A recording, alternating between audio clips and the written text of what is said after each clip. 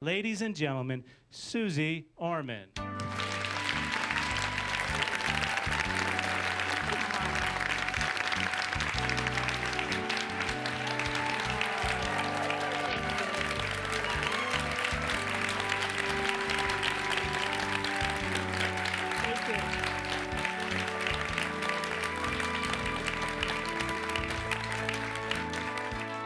Thank you very much. So we're in for a true treat today because not only are we going to tell you about what I think you should know about the market, how to invest, what you need to know about wills and trust, online investing, anything you want that way, but this is going to be your chance also to ask questions, not only for yourselves, but hopefully for all those who get to see this program sometime in the future.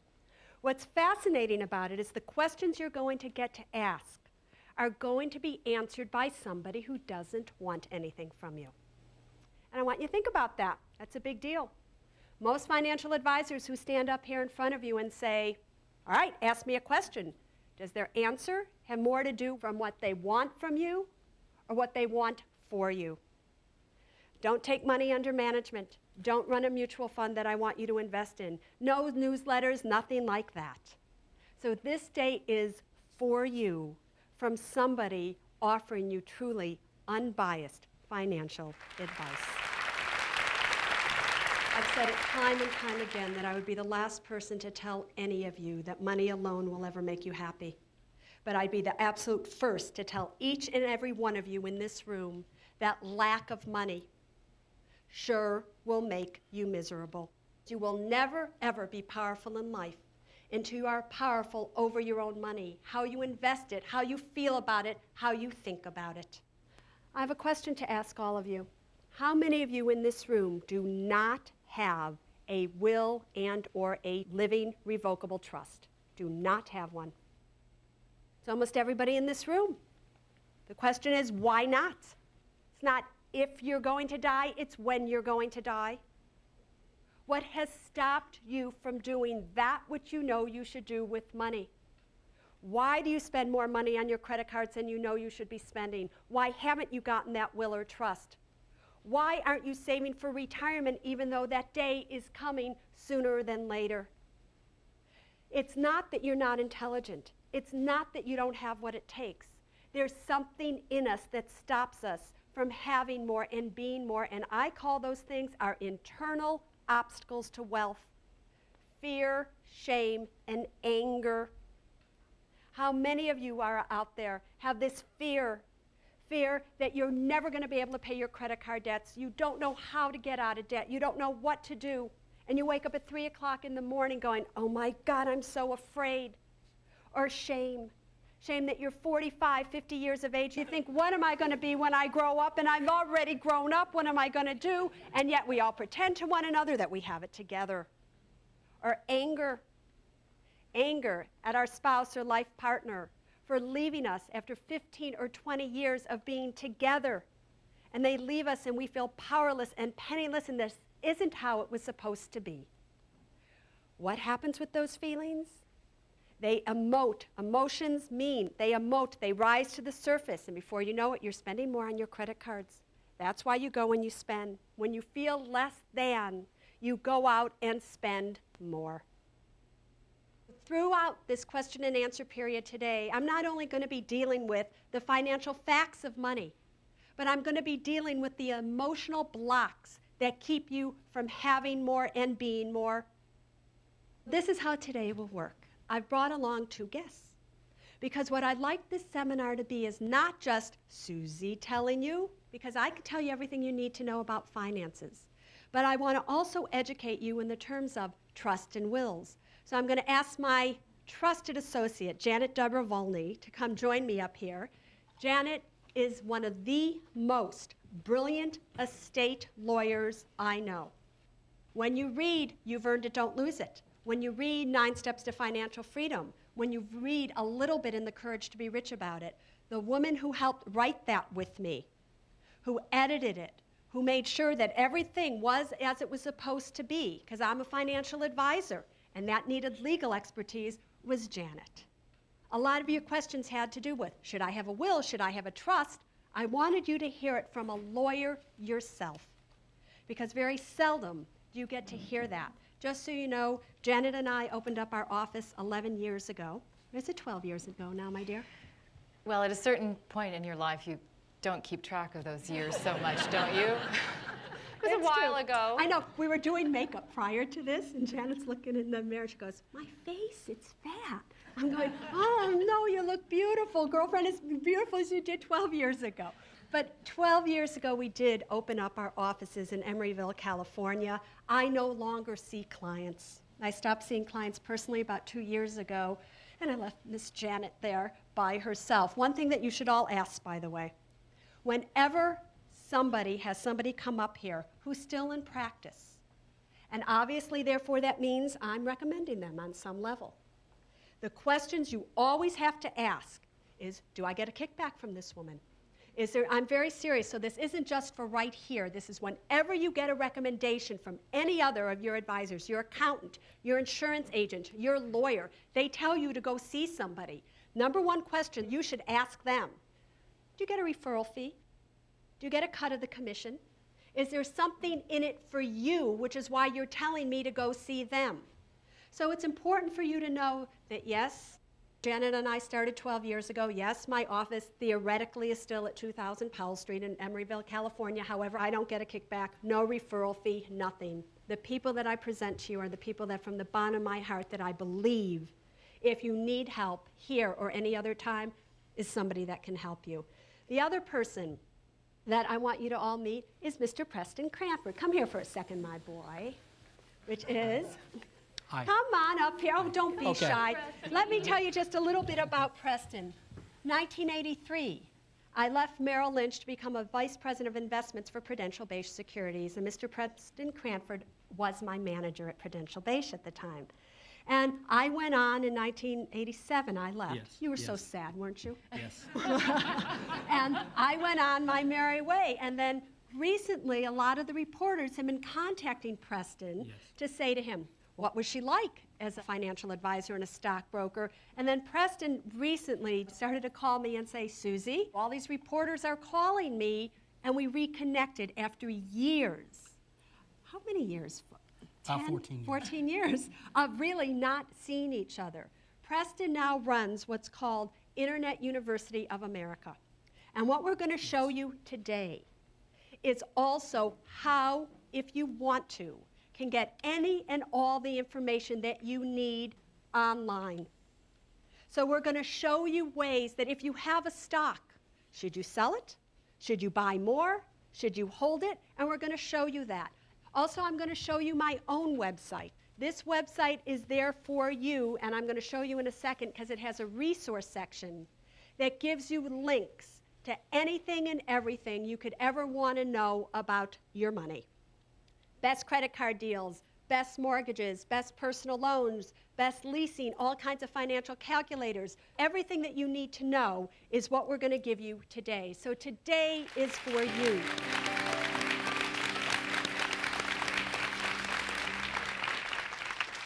What happens to your money is going to directly affect the quality of your life, not my life, not your financial advisor's life, not your banker's life or your credit card company's life, but your life. And if you feel in your gut like this market is scaring you, get out. You've got nothing to lose. You know, you get out. And if it continues to go back up or it continues up, you can get back in little by little. But you should be listening to yourselves more than you're listening to any financial advisor, including me. Honor what you do and how you feel about something more than anything. Now, a lot of you are going to say to me, but Susie, if we don't invest for growth, if we don't do these things, we'll never make any money. We have to make up for lost time. I want to share a study with you that was recently just done by Neuberger Berman, a major brokerage firm in New York. They did a study over the past 37 years. What would have happened if you put 50% of your money in 5-year Treasury notes and 50% of your money in the Standard & Poor's 500 index? Why did they choose Treasury notes? I'll tell you. Treasury notes are the safest investment of all investments out there. When you're studying to become a stockbroker, you have to learn the terminology of the stockbroking world. You're not allowed to say certain words. And one of the words that we were never allowed to say was guaranteed. There was only one investment that we could use the word guaranteed with, and that was with United States Treasury bills, bonds, or notes. We couldn't use it with certificates of deposits. We couldn't use it with municipal bonds or corporate bonds. We could use it, however, with treasuries. Why? When you give money to the Treasury, you get an interest rate, you get a certificate. You get your money back at a certain time. If they don't have the money to pay you back, they can either print more money or they're going to raise the taxes. So any way you look at it, they are going to pay you your money back. So in this study, it was done with United States 5-year Treasury notes and 50% into index funds. Do you know that if you invested 50-50, that over those 37 years, you would have averaged 9.36% on your money? Let's compare that to if you had put 100% of your money in the Standard & Poor's 500 index over those same 37 years. Do you know you only would have earned 11.1%? You would have earned 84% of that return if you had divided your money 50-50. Interesting, isn't it? What if you invested it 60-40? 60 in the index and 40 into bonds. Your return would have been 9.75%. 70% in the index, 30% in bonds, your return would have been 10.11% over the last 37 years. That's 91% of what you would have made if you put 100% of your money in the Standard & Poor's 500 index. A lot of you are thinking, I have to make up for lost time, and you're being more aggressive with your money than you know you should be being, but you feel like it's the only way for you to do it. What this study shows you is that's not true. Do you understand that now? You don't have to put everything that you have into risk investments for you to make essentially the exact same amount of money than if you had put 50% into 5-year treasuries and 50% into Standard & Poor's 500 index. I found this absolutely fascinating. Mutual funds. I want you to all be very, very careful about mutual funds, especially for those of you who are investing now outside of your retirement accounts. A lot of you already know that a mutual fund at the end of the year has what's called a capital gain distribution, correct? Does anybody not know what that is? Right? You don't know what that is. Basically what it is when you buy a mutual fund, when they buy and sell stocks within the mutual fund, at the end of the year, they distribute those gains to the shareholder so that the mutual fund doesn't have to pay taxes on it, but you do. If you buy a mutual fund outside of a retirement account, when they distribute those capital gains at the end of the year, it's you that's going to have to pay taxes on it, which affects your gain and your overall return. Even if you bought that mutual fund 1 week before they distribute that gain, you have nothing to do with that gain. That gain is distributed to you. Now, you may be sitting there thinking, well, that's great. At least I got money. They also reduce the price of the shares of that mutual fund by the amount that they distributed, which affects you considerably. So what do all of you do?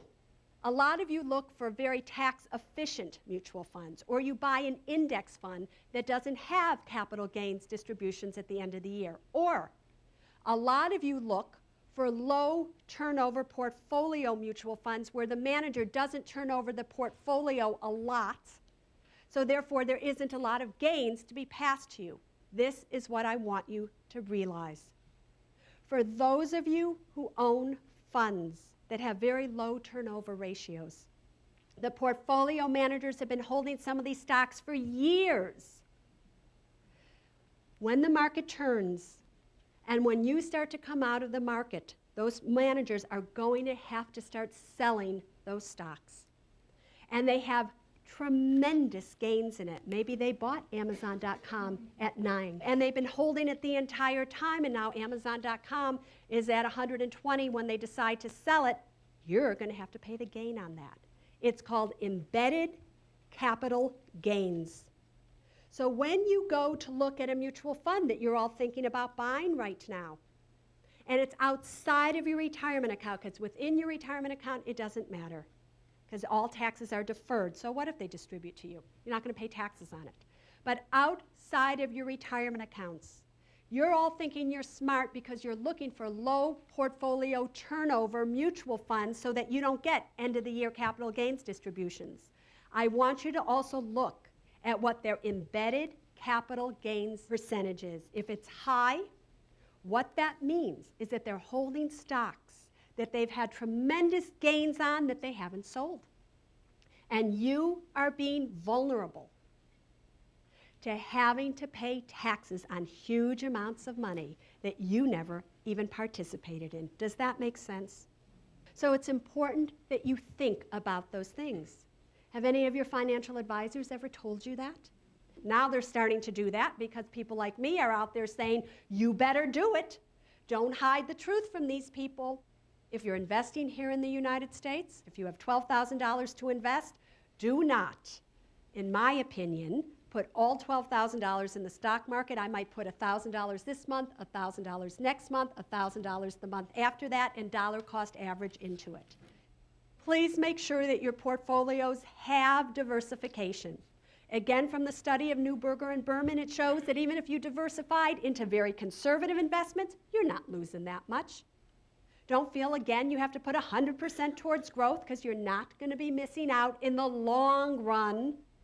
The funds that I like, you all know that I've loved and even talked about it in 9 Steps to Financial Freedom that came out a few years ago now, this Vanguard Standard & Poor's 500 Index Fund. However, if you're going to buy a Vanguard fund, I'd rather see you buy the Vanguard Total Stock Market Index, not the Standard & Poor's 500 Index, because the Total Stock Market Index is made up of 30% small cap stocks compared to 100% large cap with the 500 Index. Small caps give us a little bit of diversification. So in terms of all large caps, so I like that one. Also, for those of you who only have small amounts of money, maybe $25, $30 to start with, TIAA CREF, Growth Mutual Fund, symbol is TIGEX. It is not the Growth and Income Fund. It is the straight Growth Fund, is another place that you can all start. For European investing, I love the T. Rowe Price European Index Fund, or the Vanguard Europe Fund, or international funds. So I'm liking Vanguard and T. Rowe Price for those picks. For those of you who are just interested in where to start. Any of this helping? Are you liking this at all? There's going to come a time that you're going to feel like it's time for you to get out of the market. When that happens, you are going to be tempted to go into a bond fund or an annuity. And you're going to go see your banker, or you're going to go see your financial advisor, and they're going to say, Jane, you want your money safe? We have some good bond funds for you to invest in, or I have this fabulous annuity. There is not one of you in this room watching this program today, wherever you happen to be in the United States, where, in my opinion, it makes sense for you to buy a bond fund. If you want safety, you want your money to be safe and secure, buy an individual bond. Why? In an individual bond, you buy a bond today, it has a maturity date. You know that you are going to get your money back at that date. If you want safety, if you want income, if you want even deferred income in the case of a zero coupon bond, you are to buy individual bonds themselves, not bond funds. A lot of people will say, you can't get diversification. You need to buy a bond fund because you need diversification. If you don't have enough money to buy individual bonds where you're diversified, that says to me you don't have a lot of money. If you don't have a lot of money, that says to me you need to make sure more than anybody that your money is safe and sound and nothing happens to it. So buy a treasury bond, buy a treasury bill, Buy a treasury note. Who cares if you put all your money into a treasury? It is guaranteed by the taxing authority of the United States government. You might want to diversify the maturities, the length of time that you have to own one. But there's nothing wrong with owning treasuries. Bond funds, why don't I want you to own a bond fund? Bond funds don't have maturity dates. Number one, you buy a bond fund, in my opinion, you buy it forever. When you buy an individual bond, you have a maturity date. Each and every one of you knows exactly when you're going to get your money and the interest rate that's guaranteed the entire time. Not true on a bond fund. Maturity or interest rate is not guaranteed. Number two, when you have a bond fund, you have to pay an expense ratio that includes the management fee for a portfolio manager to buy and sell these funds for you. That means it takes away from the yield if you had just bought the bond itself. A lot of you want tax-free income. And you think if you buy a municipal bond fund, you'll never have to pay taxes. Wrong. If you buy a municipal bond fund and that portfolio manager has to start buying and selling bonds because maybe there's liquidation or whatever, they'll pass on those capital gains to you, and at the end of the year, you can have a capital gain distribution from a municipal bond fund that all of a sudden you're paying taxes on, and you thought, what's this about? Also, when new money keeps going into a bond fund, that money has to be invested. So if interest rates are high and they start to go low, your rate goes down rather than being locked in. You see, there's a law when it comes to bonds and fixed income investments, and it goes like this. When interest rates go down, the price of the fixed income investment, which is a bond, is supposed to go up. When interest rates go up, the price of the bond is supposed to go down. 1980, interest rates were totally high. They started to come down over the years. Did your bond funds that you bought go up correspondingly? No, but your income went down. When you buy an individual bond, you get the interest rate and you get a maturity date. No manager fees. In a bond fund, no maturity date, no guarantee of interest. And you're paying a mutual fund manager their expense ratio for them to buy and sell bonds for the new money that's coming into these funds, so that has an effect on your return. I looked over, by the way, all your letters that you wrote. Is there Linnea and William here? You guys, oh good, you're right there. So I read your thing as well. I noticed they actually sent a detailed description of their portfolio. And in these people's portfolio, they happened to buy bond funds, did you not? And they bought a bond fund back in 3/1 of 93. Have you been reinvesting the dividends in these bond funds? No, you've been taking the income out? Now, I have a question. What just happened here was very interesting. I asked them a question. Linnea said, I don't know. William answered. This is a very important thing, what just happened here. Women in this room, it is not okay being powerless and penniless, so to speak, when it comes to our money, and assuming that our male counterpart knows what they're doing when it comes to money. Now, he may, but he may not. And it is a tremendous burden that the women in this room who happen to be married are putting on their male counterpart's shoulders, saying, take care of me, you know what to do. And they love you very much, so they go, okay, I'll do that. But the truth is, most of them don't know what they're doing at all. And it's true.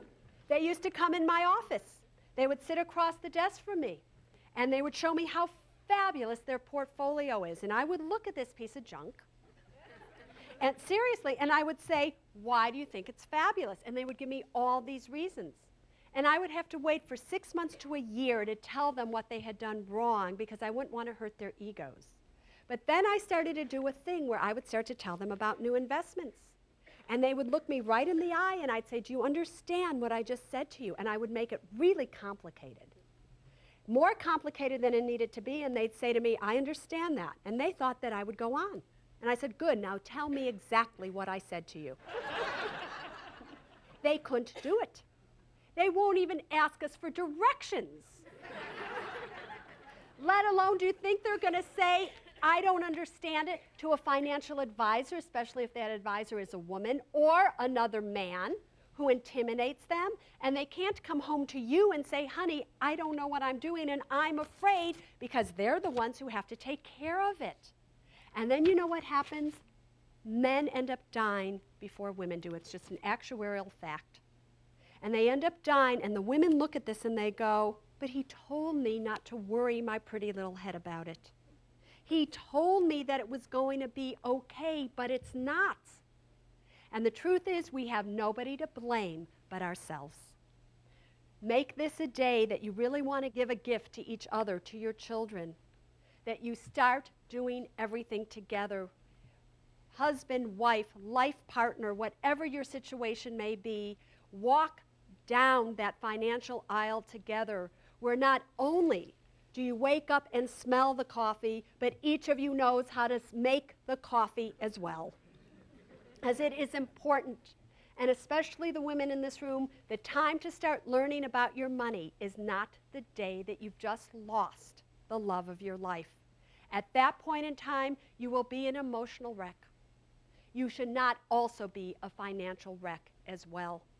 And if you think that you're going to be occupying your body to be able to make the decisions that you're going to need to make at that time, I'm telling you, you won't. So please, starting today, start working together as one, so that really you can both answer that question when I ask it to you. However, back to bond funds. Since 6 years has passed, there has been essentially no growth on this money whatsoever. In those 6 years, has your income from this bond fund gone down? Yes. Why? Because when he purchased this bond fund, there was a certain interest rate. Then interest rates in the world started to go down. And more new people started to put more money in this bond fund. And then the portfolio manager had to continue to buy new bonds at the lower interest rate with the new money that was flowing in that affected his yield, because he was part of that bond fund. And as interest rates continued down, his yield continued down. But his financial advisor told him that if you bought this and interest rates went down, the price of the bond fund would go up. Didn't happen. Broker made a nice commission. Portfolio manager made a nice commission. But he didn't make any money on his money. If he had bought an individual municipal bond, as interest rates went down, his individual bond would have gone up, because it wasn't being eaten up by the portfolio manager's expenses and things like that. Am I making sense to you? In the book, The Courage to Be Rich, again, 10,000 words on all the different kinds of bonds that you can buy, and why I just absolutely despise bond funds versus individual bonds. What are the different kinds of bonds, individual bonds that you can buy? Treasuries. Corporate bonds, again, treasuries issued by the United States government. Corporate bonds, a bond issued by a corporation. Municipal bond, a bond issued by a municipality. Do you see? So the municipal bond is different than a municipal bond fund? Yeah, so you have individual bonds, and then you have bond funds. Individual bonds, most of them pay interest every 6 months. You buy them at a certain price, and they mature at an exact date. A bond fund pays interest every month. So your financial advisor will say to you, oh, you need monthly income, you need a bond fund. Has no maturity date, has no fixed interest rate, but you can buy a corporate bond fund, a municipal bond fund, a treasury bond fund. Do you see? So all bond funds are made up of individual bonds. This bond fund has to buy individual bonds to have in the bond fund. And you're sold a bond fund because that's how most financial advisors make 4.5% or 5%. Are you getting the picture? It's just something to think about. Will you hear any other financial advisor ever say that to you? Oh, please, give me a break. You will not. Have you ever heard it, Presty? No, I didn't think so. He's going, oh, God, you notice he's moving farther and farther away. Do you know there was a time, was it not, Presty, in like 82, 83, what were Treasury notes going for, 13%? You could have locked in a 30-year Treasury bond still today and been getting 13% for it.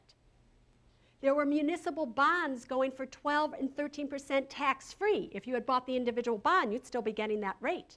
You bought a bond fund, I don't think so. You'd be getting 4 or 5% today if you were lucky. And the capital gains wouldn't have been that great for you. The other thing I want you to all be careful of, annuities.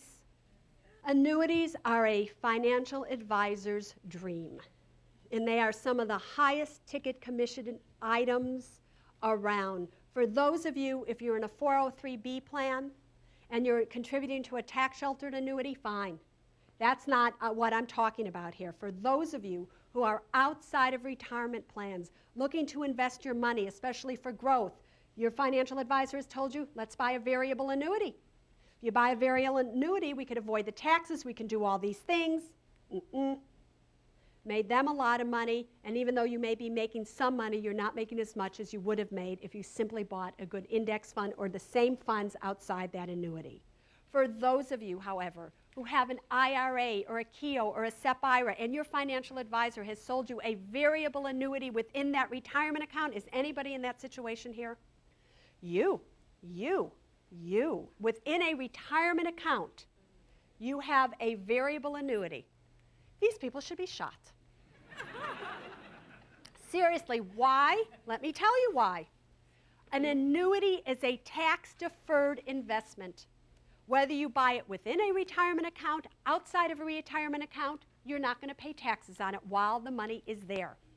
A retirement account is a tax-deferred investment. Why would anybody in their right mind buy a tax-deferred vehicle within a tax-deferred investment? The only reason you would do it is because your broker wanted to make 4 or 5 or 6 or 7% in commissions on that variable annuity. Within a retirement account, if you're going to be investing in mutual funds, which is what a variable annuity is, it's a contract with an insurance company that you're buying mutual funds.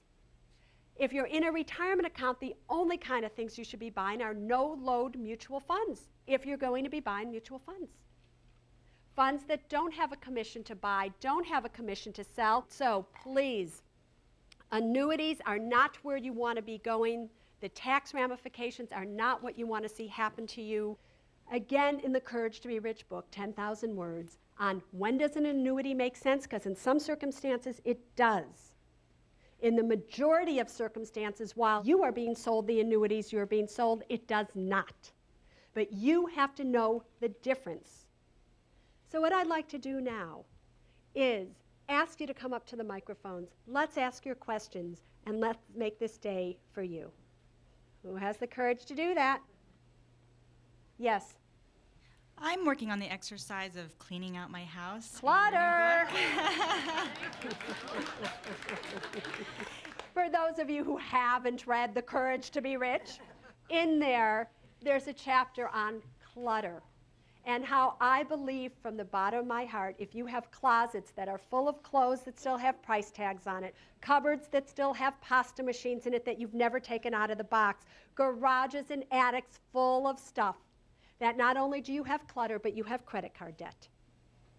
Because what that clutter tells me is that you value the things that money can buy more than you value money itself, which is why you have more things in your house than you do money in your bank account. If you can't respect what money can buy, which means you've gotten clutter, you're not even using it, you're not even respecting the fact that you had to work 40 to 60 hours a week to buy this thing that you never use, you shove into your closet like it was a piece of junk. You can't find that white turtleneck that you already bought 5 of because it's behind the 10 brown ones that you happen to have from the week before. You have clutter.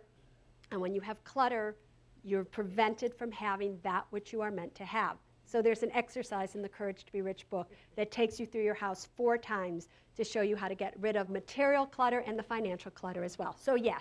So I've thrown away the 25 things, and Yes. now I'm on the portion of donating. Because like you Good. said in your book, I was going to have a little garage sale, and I was going to have it, never had it. Yes. So I moved from the East Coast to the West Coast with all my clutter.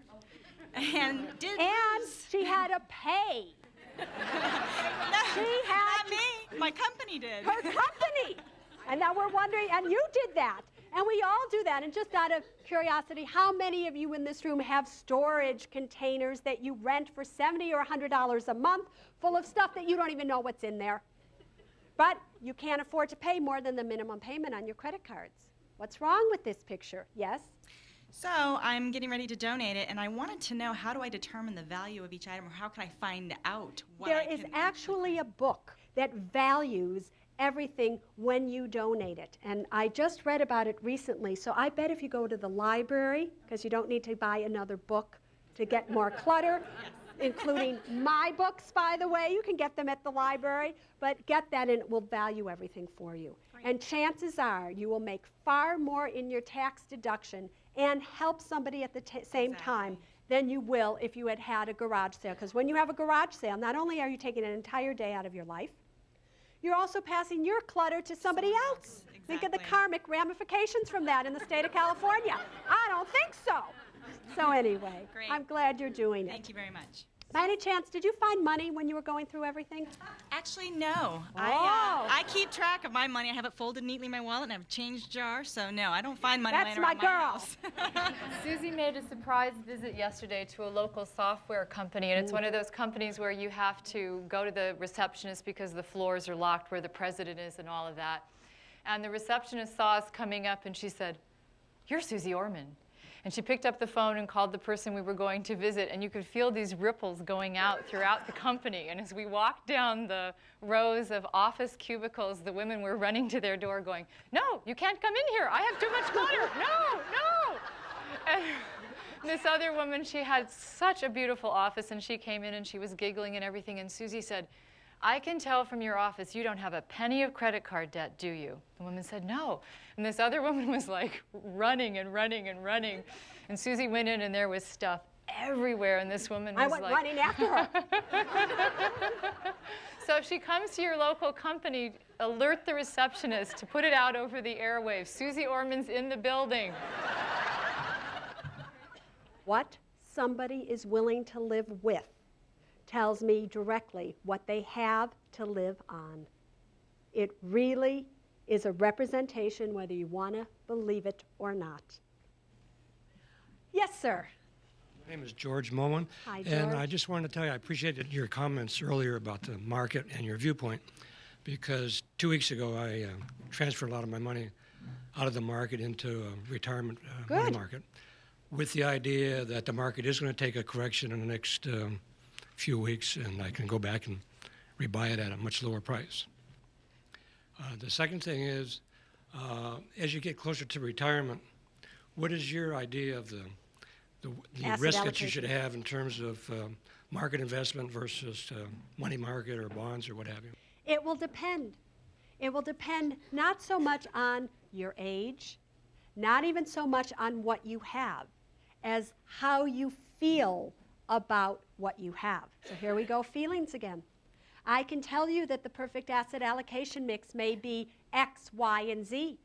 But you get afraid because you don't want any of your money in the stock market. So regardless of what I tell you I think is the proper mix for you, you'll make the wrong decisions because you won't feel powerful. When the market starts to go down a little, you'll sell. Or if the market starts to go up, who knows, you'll continue to buy, even though you shouldn't be. I always like to see the amount of income that I know I need to live on being able to be generated from my Social Security, my pension, and the interest off of my retirement account. If I need $70,000 a year to live on, whatever it is, I want to know that between my Social Security, if I'm lucky enough to still get a pension, and the interest off of whatever else I have equals that, then anything above that amount I put towards growth. If it takes 100% of that to generate my income needs, then I put 100% towards safety. Now, I know a lot of you will be told, you'll go see your financial advisors. They'll plug your numbers into these plans, and it will show you by the time of X, you're going to be all out of money. So you have to put some towards growth. I've been doing this for a long time. I started in 1980 as an account executive for Merrill Lynch. 1983 became a vice president of investments for Prudential-based securities. In 87 started my own firm. I'm still a certified financial planner today. And out of all the people I've seen, I've never seen anybody who invested for safety at a good interest rate where they staged it, laddered their investment so they had money maturing, ever go broke.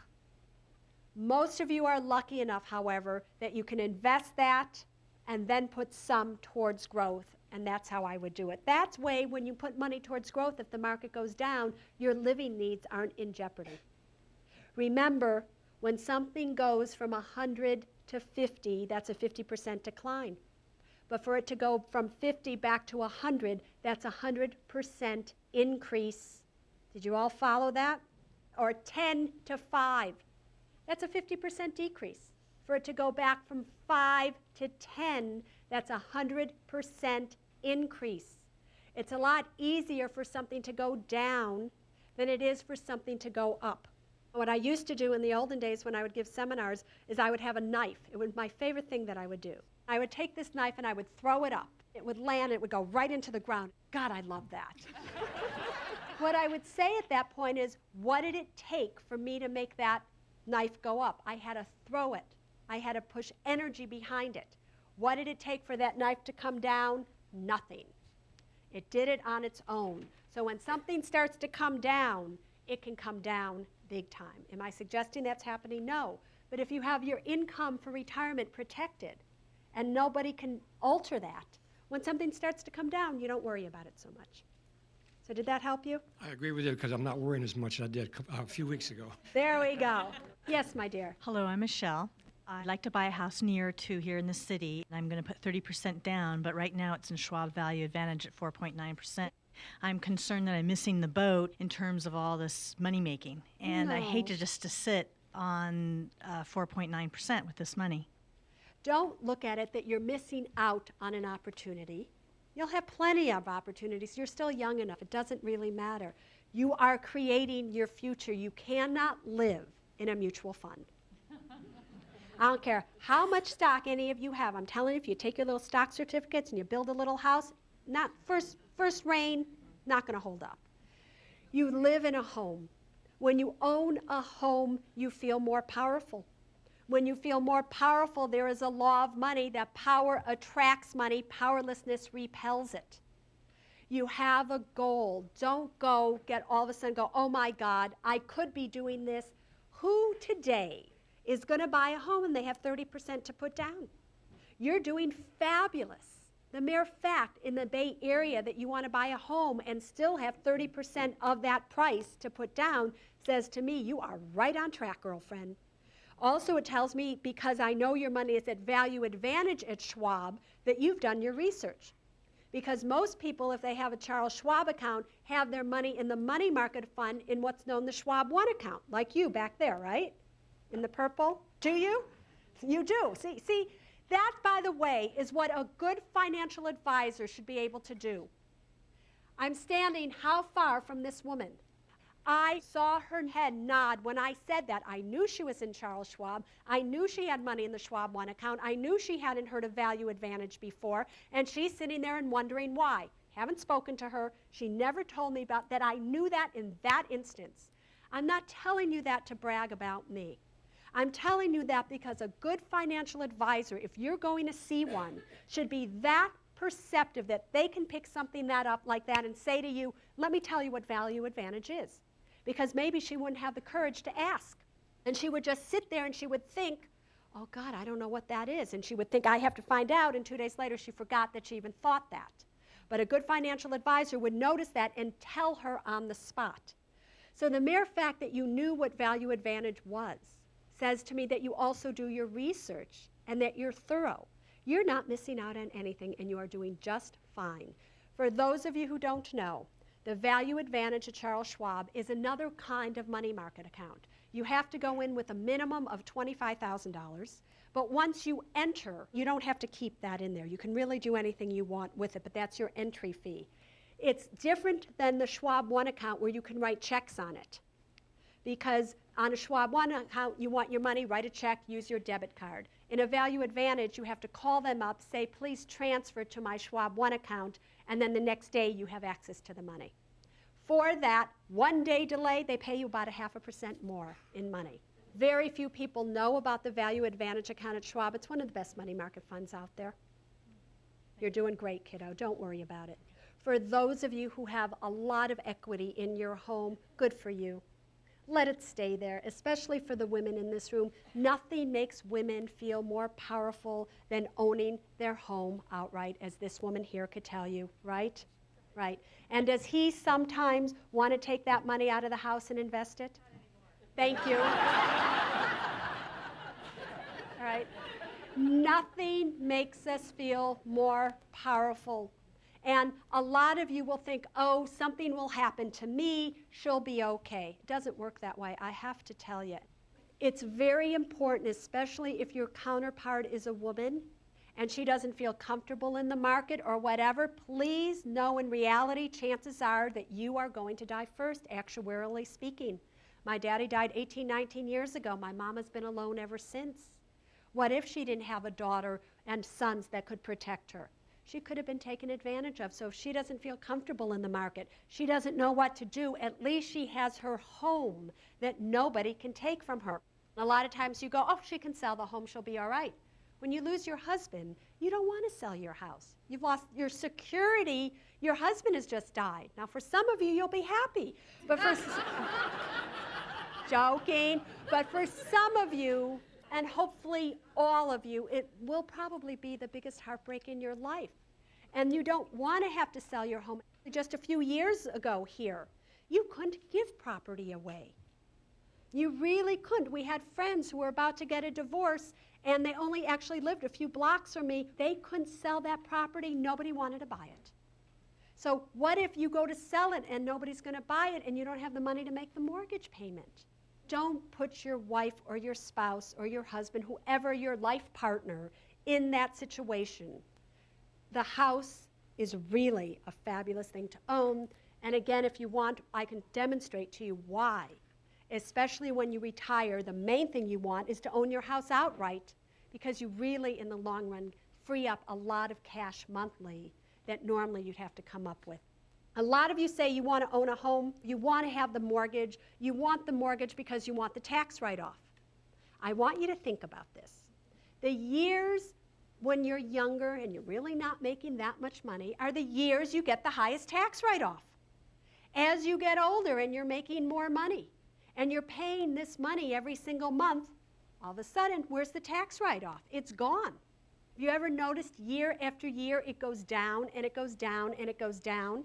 And 15 years into a 30-year mortgage or 20 years into it, all right, we've maybe paid off a lot of the interest, and now you're paying off your principal, and you're still having to come up with $1,500 or $2,000 a month, and you're not getting a tax write-off at the exact time that you need one.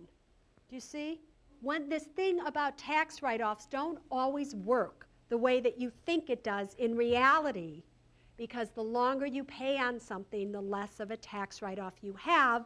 So you still owe a $100,000 balance on this mortgage. You're still paying $1,500 a month for it. No tax write-off. Where are you going to get that $1,500 a month if all of a sudden you've retired? You've lost your job. Something's gone on. Wouldn't you rather have no mortgage and have that $1,500 cleaned up for you so you don't have to come up with it and know you're not going to lose your house? I think so. Did that all make sense? So think about that. Yes? I'm single with no dependents, and I'm just in my early 40s, and I live in a very, very inexpensive apartment. And I am worried that I should be out there buying a home. And I'm feeling that pressure to buy it. I don't have this great, desperate need for one. I don't feel like other people really want a home, but I'm feeling that I'm missing out on the tax deductions. Do you like the apartment? Yeah, I do. It's you love small. your neighborhood? Yeah. Do you feel comfortable and secure there? Yeah.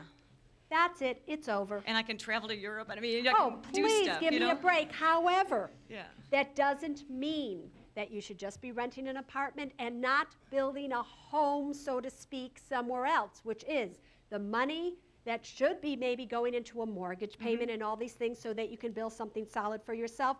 Put into a good no-loan mutual fund, diversify it, build it. So if ever the day comes when your landlord sells this apartment building.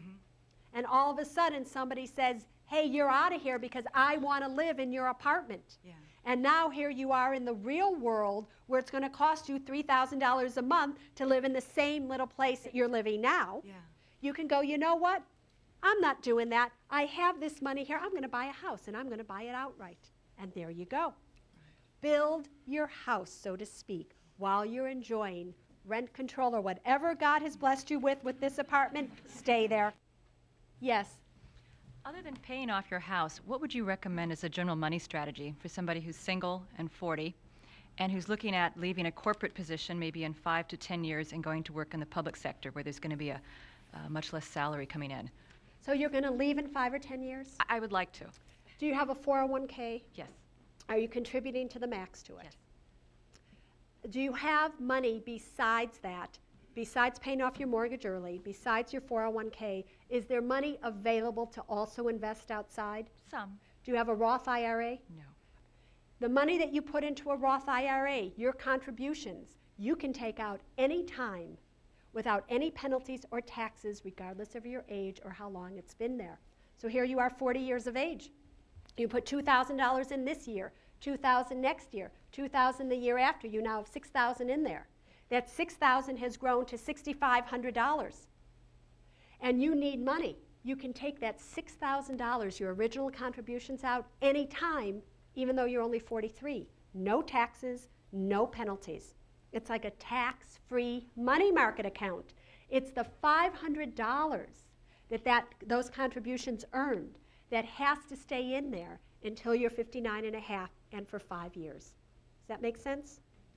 So that way it gives you access to money, because if you're going to leave and go from the private to the public sectors, or vice versa, however it was, and you're going to take a decrease, you may need some extra money. It's like a savings account for you by using that. And from your stance, I can kind of tell that we don't have much more than $2,000 extra a year, do we?